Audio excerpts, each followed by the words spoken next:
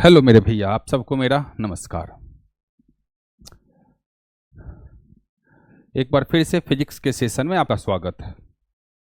आज हम लोग क्लास नंबर शायद 4 में आएंगे। हम जितनी बार यूट्यूब चैनल खोलते हैं उतना बार कुछ ना कुछ सब्सक्राइबर में इजाफा रहता है।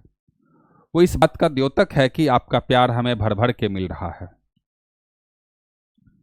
सुबह वाले मैथ के क्लास में एक यूपी का बच्चा था, बड़े अच्छे अच्छे सवाल ही पूछ रहे थे। हमको अच्छा लगा। ठीक है, आप जरूर इस चैनल को देखिए और लाभान्वित हो रहे हैं। आप प्रयास करिए कि एक एक चीज़ों को धीरे धीरे धीरे धीरे करके ऑफलाइन की तरह देखें।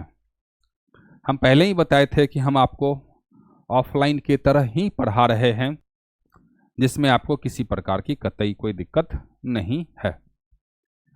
एक बार फिर से बेटा 142 सब्सक्राइबर, हम आपसे अनुरोध करेंगे, हाथ जोड़ के विनती करेंगे कि आप इस चैनल को सब्सक्राइब करिए। एक बार जूनियर विंग्स को, अगर आपके सजेशंस में अगर ये वीडियो आता है तो आप इसे ज़रूर सब्सक्राइब करें। क्योंकि एक बार अगर आप सब्सक्राइब करते हैं तो आपका और हमारा रिश्ता बन जाता है, और फिर हमारी और आपकी भूल संभव नहीं होगी, भटकाव संभव नहीं होगी।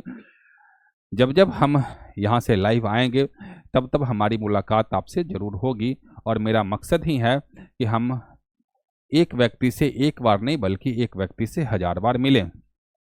मेरा मकसद ये है कि हम आपके साथ एक रिश्ता कायम कर लें, जो रिश्ते का नाम एक गुरु और शिष्य का रिश्ता होता है। माना कि आप कोसों दूर हमसे हैं, पर कोई बात नहीं है, आप इस चैनल के माध्यम से हमसे कनेक्ट हो सकते हैं। जब भी हमें कुछ कहने की बातें आएगी, हम आपके सामने लाइव आकर हम बात कर लेंगे। और जब भी आपको कुछ कहने की आवश्यकता होगी, भैया ये कमेंट बॉक्स आपका ही है, आप हमेशा टाइप करिएगा। जहाँ तक अगर आपको मुझसे बात करने की आवश्यकता हो तो फेसबुक पर विकास कुमार सर्च कीजिएगा, या फिर इंस्टाग्राम वगैरह, या कहीं भी आप हमें ढूंढ करके डीएम कर सकते हैं। बाकी कमेंट में आप अपना नंबर दीजिएगा, हम आपसे ज़रूर रूबरू हो ही जाएंगे। तो ठीक है, हम लोग चलते हैं, हम लोग अगले क्लासेज में। वो है क्या? लाइट का।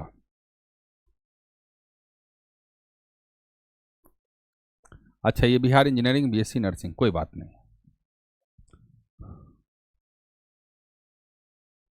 क्लास नंबर 03 लाइट, प्रकाश। कल हमारा बेटा क्लास था, तो कल बहुत छोटी क्लास 10 या 15 मिनट का ही क्लास रह गया था। कोई बात नहीं है, धीरे धीरे करके हम उसको जरूर पूरा करेंगे। कल हम समझ रहे थे क्या? प्रतिबिंब निर्माण की प्रक्रिया, how to form a image formation की प्रक्रिया। आज हम सुबह एक सुबह का भी एक वीडियो डाला था बेटा, उसमें हम ये बताए थे कि आपकी पुराने एनसीईआरटी और एक नए एनसीईआरटी, मतलब आपका बिहार बोर्ड का एनसीईआरटी चेंज हुआ है। पुराने एनसीईआरटी और नए एनसीईआरटी में थोड़ी सी एक जगह बदलाव हमको दिखे। वो बदलाव कितना रीजनेबल है, आप इसको जरूर देखिएगा। वो हमारा वीडियो प्लेलिस्ट में आपको मिल जाएगा, ठीक है। या हो सकता है तो इस वीडियो में हम पिन भी उसका कर देंगे। तो सबसे पहले चलें क्या बेटा?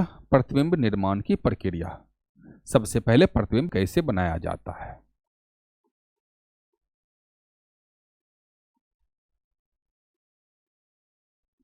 प्रतिबिंब निर्माण की प्रक्रिया वो क्या था? ये सबसे पहली बात क्या, मुख्य अक्ष के समांतर चली प्रकाश की किरणें दर्पण से परावर्तन के बाद कहाँ आ जाती है बेटा? फोकस से होकर। शायद ये बता दिए थे पर कोई बात नहीं है। पहला पॉइंट क्या था देखिएगा प्लीज, अगर हम बता दिए हों तो इसको आप एक बार रिवीजन में ले आइएगा। एफ और सी मुख्य अक्ष के समांतर चलेगी, प्रकाश की किरणें कहाँ से गुजर जाएगी? फोकस से गुजर जाएगी। दूसरी बातें क्या थी बेटा प्लीज? दूसरी बातें क्या थी?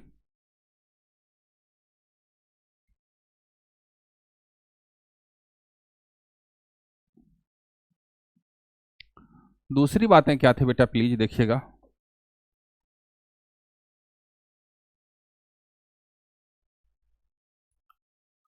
एफ और सी से जो भी प्रकाश की किरणें जाएगी, सी से जो भी प्रकाश की किरणें जाएगी वो उसी दिशा में वापस हो जाएगी। ये मेरा टेढ़ा नहीं है, सीधा है, मान के चलिएगा। और तीसरी बात क्या है बेटा, तीसरी बात है कि फोकस से गुजरने वाली प्रकाश की किरणें, फोकस से गुजरने वाली प्रकाश की किरणें मुख्य अक्ष के समांतर हो जाएगी, दोनों आपस में समांतर है ना। अब इसके बाद क्या चलते हैं बेटा, रे डायग्राम। हाउ, और आपके एग्जामिनेशन में रे डायग्राम खींचना आता है, मतलब खींचने के लिए आता है। चलते लिखते हैं बेटा, यहां से फ्रेश रूप से लिखते हैं रे डायग्राम। हिंदी में से क्या कहते हैं बेटा, किरण आरेख। आरेखा नहीं होगा, आरेख होगा, किरण आरेख।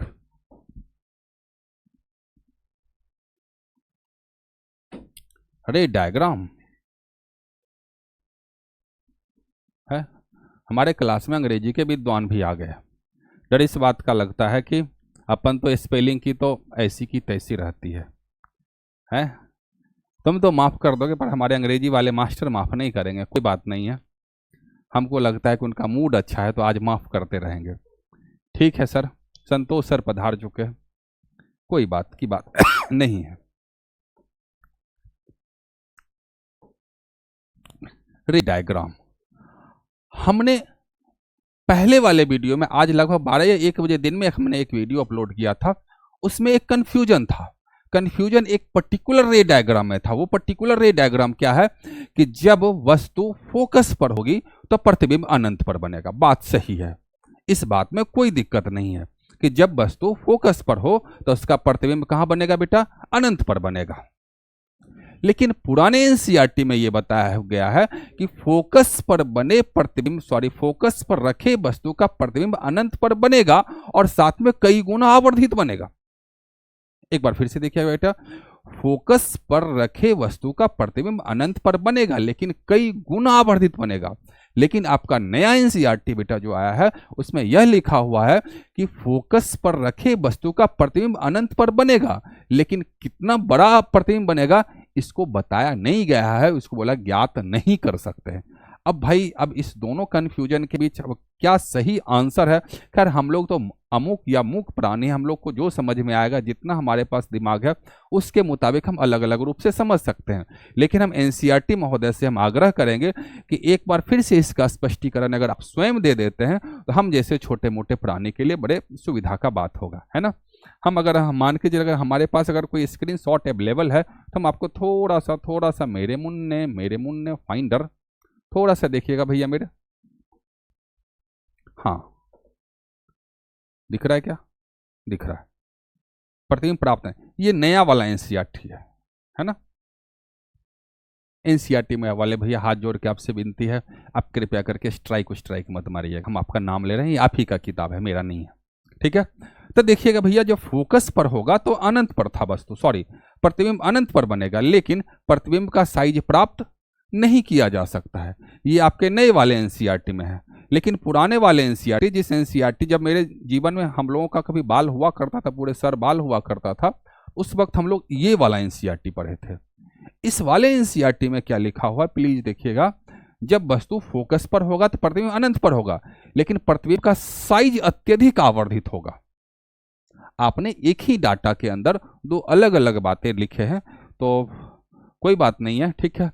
हम तो अब चूंकि आपका नया एनसीईआरटी का वर्जन आ गया तो हम लोग तो छोटे मोटे पुराने भैया, हम तो उसी को मानेंगे। तो लेकिन आपसे हम विनती कर सकते हैं, या फिर यूट्यूब के ढेर सारे मित्र लोग ऐसे हैं जो इन पर वीडियोज वगैरह बना सकते हैं, ताकि एनसीईआरटी में, ताकि ये बातें समझ में लोगों को आए। चलते हैं, हम काम की बात करते हैं। किरण आरेख। किरण आरेख कितना होता है बेटा? कुल 6 प्रकार से होता है।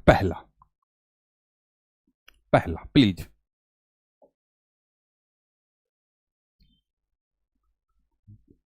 जब वस्तु कहां हो? अनंत पर हो। किसमें? अवतल दर्पण या उत्तल दर्पण? सबसे पहले हम अवतल दर्पण की बात करेंगे, उसके बाद अवतल दर्पण की बात करेंगे। किसमें बेटा? अवतल दर्पण। जब वस्तु कहां हो? अनंत पर हो। चलिए ठीक है मेरे भैया, आप एग्जामिनेशन में इस जब सवाल को बनाइएगा तो पक्का वो ड्राफ्टर वाफ्टर वगैरह लेके रखिएगा, इंची उंची लेके रखिएगा, एकदम अच्छा और मस्त बनेगा आपका, है ना। तब तक अब इसको बनाइए बेटा।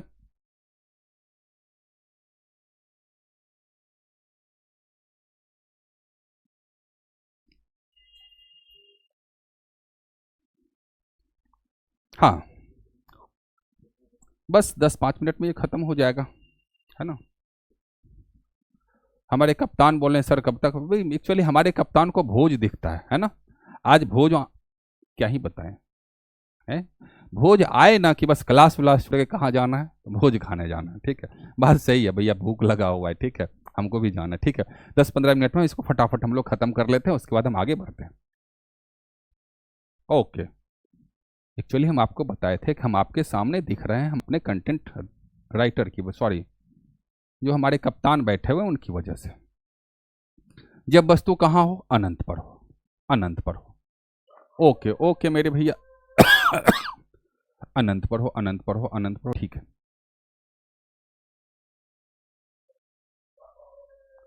अनंत से जब क्या करेंगे, मुख्य अक्ष के समांतर चलेगी प्रकाश की किरणें, और कहां से गुजर जाएगी, सॉरी फोकस से गुजर जाएगी। दूसरा कहां बेटा, सी से गुजरेगी और यहीं से ये वापस हो जाएगी। ये तो खैर अनंत, एक सेकंड, ये कहां था, अनंत और सी के बीच हो, अनंत और सी के बीच हो। तो प्रतिबिंब कहां बनेगा बेटा, प्लीज प्रतिबिंब कहां बनेगा, देखिएगा प्रतिबिंब बनेगा सी और एफ के बीच। अब हम एक एक करके लास्ट में बड़ा गजब का ट्रिक बताएंगे बेटा।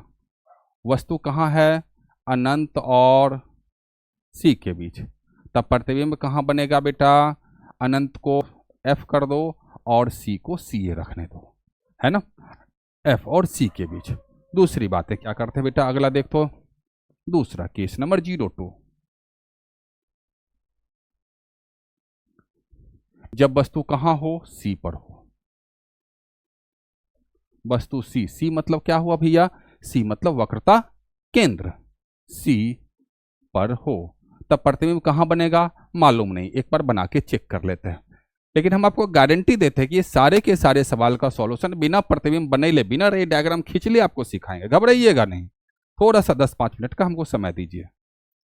पी एफ सी, सी ऐसे रखेंगे, मुख्य अक्ष के समांतर चलिए, फोकस से फटाक से निकल गई। देखो सारी चीजों को आप स्केल से करोगे ना तो एकदम मामला जिसको जहां बनना था वही बनेगा, बिल्कुल वही बनेगा, इसीलिए घबराने की बात नहीं है। दूसरा क्या बेटा, हाँ सी था, अब फोकस से जाएगा तो मुख्य अक्ष के समांतर हो जाएगा। देखो मेरा स्केलिंग खराब है इसीलिए इधर उधर हो रहा है ना। तो प्रतिबिंब कहां बन गया मेरा, सी पर था तो प्रतिबिंब सी ए पर बना। वस्तु कहां था मेरा, वस्तु सी पर था, तब प्रतिबिंब भी कहां बना बेटा, सी पर बना। अब इसको और अंदर लेकर चलते हैं, सी और एफ के बीच, जरा देखिएगा प्लीज, केस नंबर 03। जब वस्तु सी और एफ के बीच हो, ठीक है, ओके, पी एफ सी यहां पर है, मुख्य अक्ष के समांतर कहां से निकलेगी, फोकस से निकलेगी, है ना। अब सी से जाएगी, हाँ सी से जाएगी और कहीं ना कहीं नीचे, मतलब यहां कहीं काट लेगी, तो प्रतिबिंब कहां बनेगा बेटा, प्रतिबिंब आपका बन जाएगा, प्रतिबिंब आपका बन जाएगा इसके आसपास, मतलब अनंत और सी के बीच। अब देखिएगा बेटा वस्तु कहां था, सी और एफ के बीच, सी एंड एफ के बीच, तब प्रतिबिंब कहां बना, सी की जगह सी एंड अनंत, अनंत और सी के बीच। और अगला कहां रखेंगे हम लोग, फोकस के पास रखेंगे, बिल्कुल फटाफट, ये बहुत बड़ी बात नहीं है, केस 04।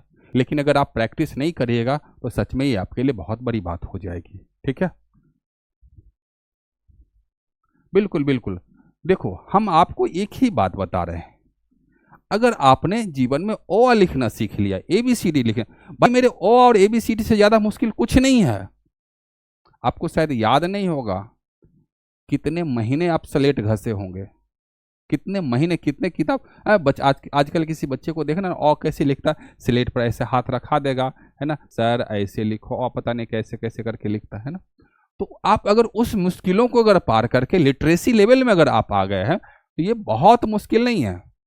कम से कम 50 10 20 हजार बार आप ओ आर वगैरह वगैरह तो लिखे ही होंगे। 6 7 8 महीना तो बच्चा लिखता ही है, और लिखने के बाद उसको समझ में नहीं आता साल 2 साल तक आखिर लिख क्या रहे हैं। हम तो आपको करें 4 5 बार पढ़ लो यार, क्या फिजिक्स कहते हैं, क्या केमिस्ट्री, क्या बायोलॉजी, क्या गणित, क्या कुछ भी नहीं है। छोड़ो यार, फिजिक्स केमिस्ट्री बायोलॉजी को गोली मारो। उर्दू उर्दू हिंदी संस्कृत मलयालम मैथिली सारी की सारी संविधान की 22 भाषाएं, हम एक एक भाषाओं को सीख सकते हैं अगर आज चाह ले तो, है ना। आज इंडियन, है ना।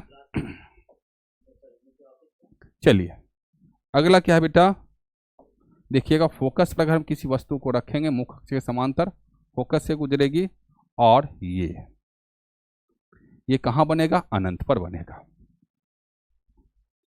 जब वस्तु कहां हो, एफ पर हो, तब प्रतिबिंब कहां बनेगा बेटा, अनंत पर बनेगा। इसी में एनसीईआरटी ने पुराने वर्जन और नए वर्जन में एक कंफ्यूजन क्रिएट करके रख दिया है।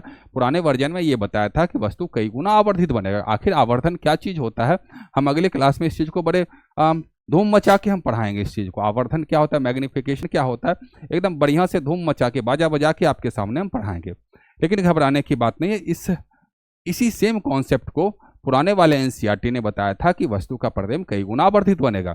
लेकिन नए वाले एनसीईआरटी में बताया गया है कि इसको बना नहीं सकते, इसको प्राप्त नहीं कर सकते। शायद इसीलिए कि नया वाला एनसीईआरटी ये समझ रहा है कि अभी हम लोग बच्चे हैं, है ना।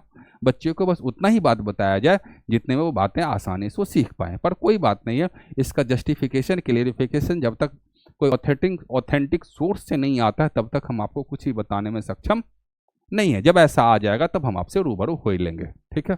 चलते हैं हम लोग फोकस के अंदर चलते हैं। अगला केस नंबर आप बढ़ा लीजिएगा आगे बेटा। जब वस्तु क्या हो, फोकस के अंदर हो, एफ और सी।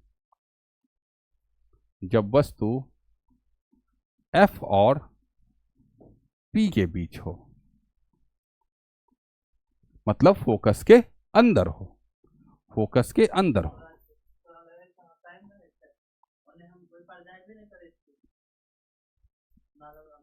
इस तरह से हम जब भी करें, इसका प्रतिबिंब क्या बनेगा बेटा, दर्पण के पीछे, दर्पण के पीछे और काल्पनिक बनेगा।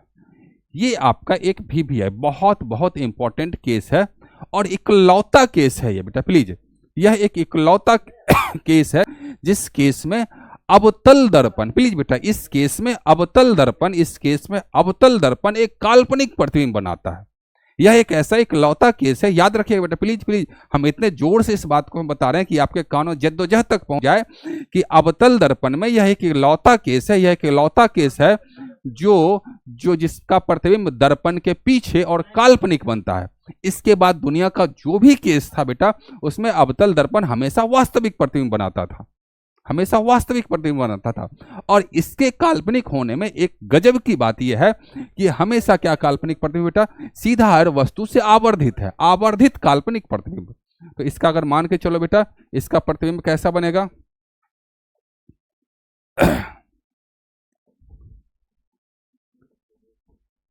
आवर्धित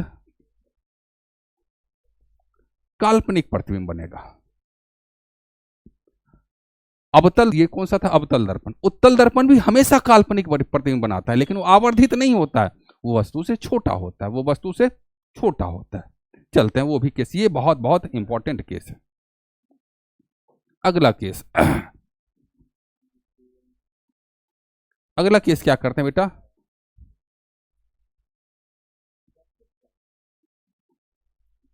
उत्तल दर्पण में,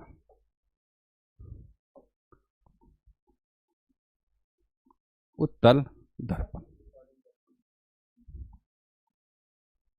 मुख अक्ष के समांतर, ये फोकस,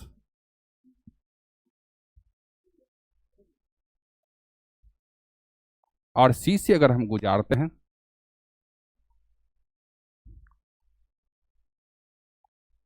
तो इस ए बी वस्तु का ए डैश बी डैश प्रतिबिंब जो बनेगा बेटा, यहां पर प्रतिबिंब हमेशा काल्पनिक कोमा सीधा कोमा वस्तु से छोटा बनेगा। बेटा ये 4-5 प्रकार के प्रतिबिंब निर्माण की क्रिया थी जो आप इसको पढ़े हैं।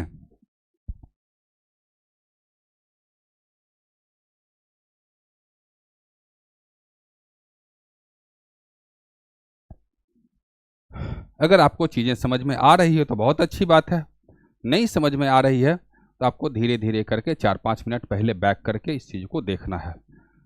अब हम कमाल की बात कर रहे हैं। अब ऐसे मान के चलना बेटा कि अगला 2 या 3 मिनट आप हमारे गिरफ्त में रहना, एक बार भी अपने नजर को इधर से उधर बिल्कुल भी नहीं करना है ना। आए हमारे साथ, अगला 2 मिनट बिल्कुल बेटा हमारे साथ बने रहना। क्यों? क्योंकि आपका ये अगला 2 मिनट इतना आपको फायदा पहुंचाएगा कि पूरे के पूरे क्लास का निचोड़ मात्र 2 मिनट में, और आप कभी इसको भूल भी नहीं सकते। इस बात का मेरा गारंटी, इस बात का मेरा वादा है। थोड़ा सा बेटा इसको हम अच्छे वाले थीम में काम कर लेते हैं, आते हैं चेंज करते हैं। बहुत ही इंपॉर्टेंट समरी,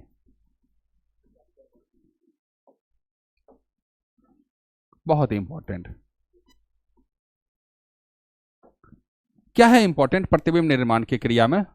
आपको क्या करना है ना, फोकस का संबंध अनंत से होता है। पहला, फोकस का संबंध, एफ फॉर फोकस, इसका संबंध किससे बेटा? अनंत से है। जहां जहां फोकस होगा वहां वहां अनंत होगा, और जहां जहां अनंत है वहां वहां क्या होगा? फोकस होगा। और दूसरी बात क्या थी बेटा? दूसरी बात थी आपका सी जो है ना भाई, सी एक बाबा भोला के समान, ये हिलना तो हिलते हैं ना ही डोलते हैं, ये हमेशा कांस्टेंट रहते हैं। हमेशा क्या रहते हैं बेटा? कांस्टेंट रहते हैं। सर मतलब की बात बताओ, काहे फर्जी की बात बता रहे हो, काम की बात? चलो बेटा हम आपके साथ कम की बात हम बता रहे हैं। देखना पॉइंट नंबर 1 हम क्या बताए थे? अनंत का संबंध फोकस से है और फोकस का संबंध अनंत से है। दूसरी बात क्या बताए थे? सी हमेशा फिक्स रहता है। पिछले स्लाइड में हमने बड़े बड़े अंदाज में इसको लिखा था। अब देखिएगा बेटा, वस्तु अगर अनंत पर है, वस्तु अनंत पर है, तब प्रतिबिंब कहां बनेगा? फोकस पर। क्यों बनेगा? क्योंकि फोकस का संबंध अनंत से और अनंत का संबंध फोकस से है। दूसरा, जब वस्तु अनंत और सी के बीच हो, अनंत का संबंध किससे बेटा? फोकस से है, और सी क्या बोले थे? सी हमेशा फिक्स रहता है, तो एफ एंड सी के बीच बनेगा। तीसरी बात बेटा, जब वस्तु सी पर हो तब प्रतिबिंब भी कहां बनेगा? सी पर बनेगा। क्यों? क्योंकि सी हमारा एक फिक्स क्वांटिटी है, वो कभी नहीं बदलता है। तीसरी बात है बेटा, सी और एफ के बीच वस्तु हो तो प्रतिबिंब कहां बनेगा? तो सी फिक्स रहेगा, और एफ के जगह हम लोग क्या कर लेंगे? अनंत कर लेंगे। और ये चौथी बातें, और ये पांचवी बातें क्या है? जब वस्तु एफ पर हो तो प्रतिबिंब कहां बनेगा? अनंत पर बनेगा। इसके बाद 2 स्पेशल केस और था। वो कौन कौन सा 2 स्पेशल केस था मेरे भैया? प्लीज इस चीजों को देखिएगा। 2 special case, SP case, special case. Special case number 1, अवतल दर्पण में, अवतल दर्पण में जब वस्तु किसके अंदर हो? एफ के अंदर हो। एफ के अंदर का मतलब क्या है बेटा? जब वस्तु एफ और पोल पी के बीच हो तो आपका प्रतिबिंब क्या बनेगा बेटा? प्रतिबिंब बनेगा काल्पनिक, कोमा वस्तु से बड़ा, कोमा सीधा बनेगा। और एक और स्पेशल केस है बेटा उत्तल दर्पण का, उत्तल दर्पण का स्पेशल केस किसका? उत्तल दर्पण का। इसमें प्रतिबिंब हमेशा दर्पण के पीछे, पीछे या मतलब कितना बेटा? दर्पण के अंदर काल्पनिक, सीधा, और काम की बात, वस्तु से छोटा बनेगा, है ना। तो यहीं पर हम वीडियो को रोकते हैं, अगले क्लास में आपसे मिलेंगे तो दो तीन अच्छी अच्छी बातों के साथ। अब हमारा लाइट के साथ न्यूमेरिकल का सिलसिला शुरू होगा। अभी तक हम लोग थ्योरेटिकल पार्ट की तरफ थे। न्यूमेरिकल क्वेश्चंस की शुरुआत हम लोग करेंगे, कार्तीय चिन्ह परिपाटी को पढ़ेंगे, दर्पण सूत्र पढ़ेंगे। दर्पण सूत्र पढ़ने के बाद F=R/2, हाँ F=R/2 का इस्तेमाल करेंगे और ढेर सारे न्यूमेरिकल्स की बात करेंगे। तब जा करके मेरा लाइट का सेगमेंट नंबर 1 खत्म हो जाएगा। मिलते भैया, धन्यवाद, थैंक यू।